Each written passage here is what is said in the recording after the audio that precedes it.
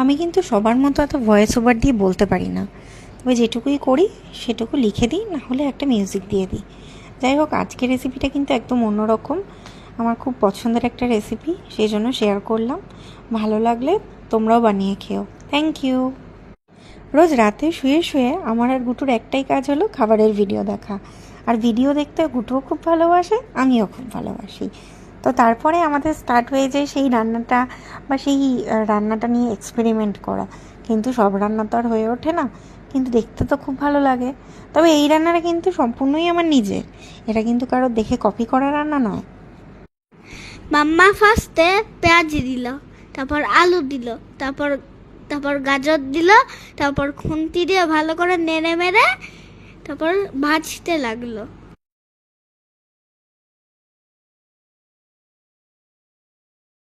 এবার মাম্মা পনির দিয়ে কিছুক্ষণ নাড়াচাড়া করতে লাগলো।